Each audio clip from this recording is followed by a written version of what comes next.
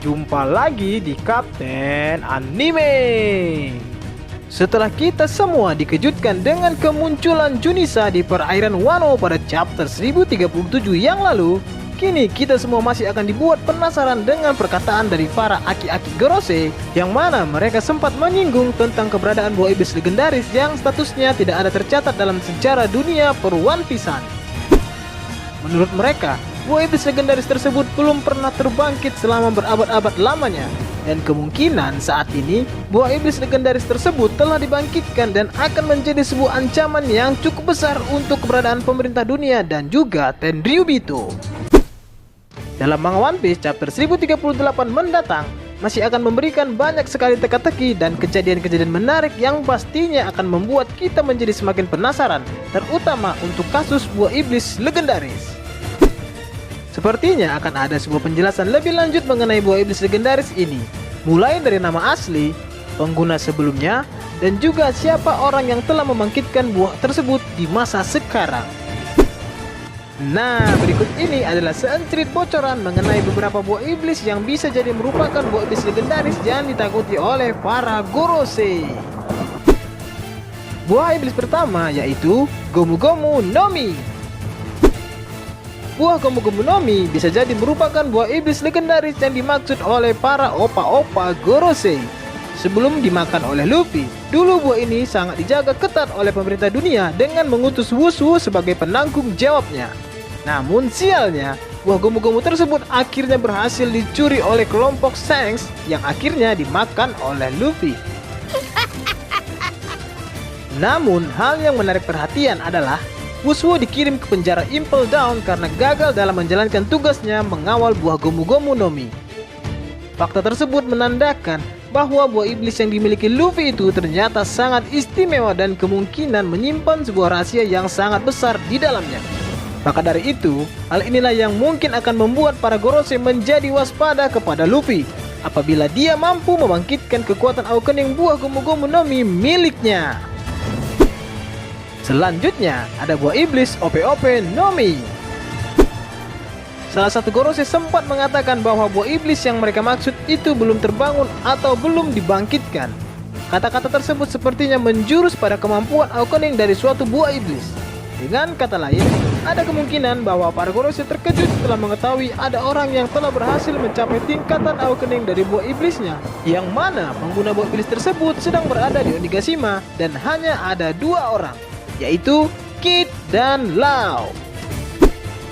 Apabila kita ingat-ingat, buah OP-OP no Mi memiliki nama lain sebagai buah iblis pamungkas karena kemampuannya yang dapat membuat orang lain menjadi abadi.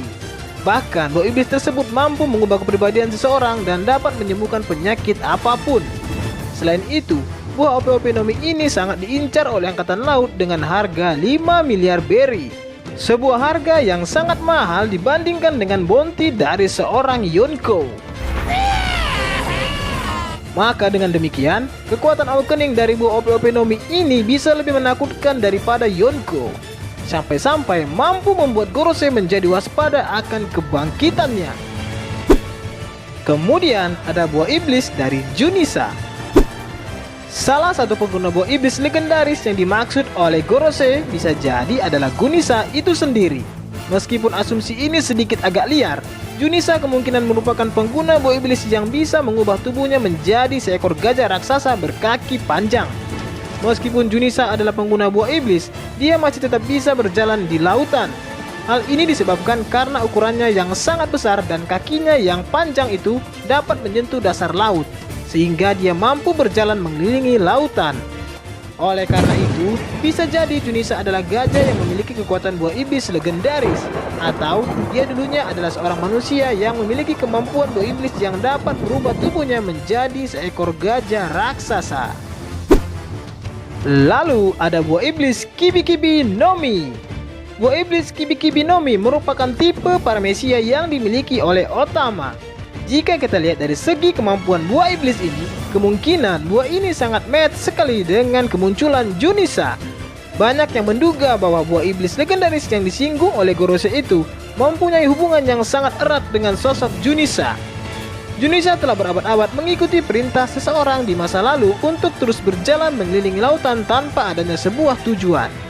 Bagaimana jika ternyata ada seseorang pengguna buah iblis Kibi-Kibi no Mi di masa lalu yang menggunakan kekuatannya kepada Junisa dan memberikan perintah untuk terus berjalan di lautan? Jika kita ingat kembali, kakek Gorosei menyebutkan bahwa buah ini merupakan legenda atau belum pernah ada yang membangkitkannya. Hal ini sangat sesuai dengan kondisi Otama saat ini. Otama selalu berada di negeri Wano dan hidup bersama dengan Tengoyama Hitetsu. Wano sendiri adalah negara yang tertutup dari dunia luar, sehingga apa yang terjadi di sana tidak akan diketahui oleh siapapun. Maka dengan keadaan ini, para Gorosei tidak mendapat cukup informasi mengenai bangkitnya buah iblis ini, sehingga mereka sangat terkejut karena baru mengetahui kebangkitannya. Yang terakhir adalah buah iblis Toki-Toki no Mi. Jika kita berbicara tentang buah iblis yang sudah lama tidak muncul ke permukaan, maka bisa jadi yang dimaksud itu adalah buah iblis Toki-Toki no Mi milik Kozuki Toki. Seperti yang telah kita ketahui sebelumnya, istri dari Oden ini lahir di abad kekosongan dan setelah berusia 26 tahun, dia melompat ke masa depan berkali-kali sehingga akhirnya bertemu dengan Kozuki Oden. Dengan kata lain, ada kemungkinan kalau kekuatan Toki ini terakhir kali dilihat oleh banyak orang pada abad kekosongan yang lalu. Ketika saat bersama dengan Oden, Toki sepertinya tidak pernah menunjukkan kekuatan buah iblisnya, sehingga Gorosei tidak pernah mendengar lagi soal buah Toki-Toki no Mi ini. Barulah ketika saat dia berada di Wano, para Gorosei akhirnya mendengar kembali berita tentang kekuatan Toki ini.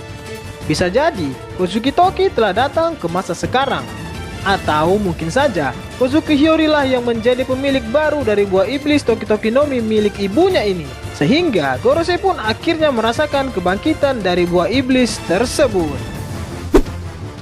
Nah, itulah tadi entrit-entritan bocoran tentang beberapa buah iblis yang kemungkinan bisa dianggap sebagai buah iblis legendaris yang ditakuti oleh Gorosei dan juga pemerintah dunia. Selamat menikmati dan semoga bermanfaat.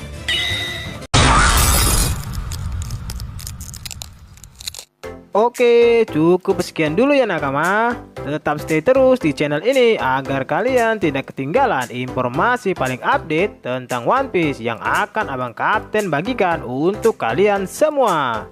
Dan pastinya jangan lupa like, comment, and subscribe. Bye.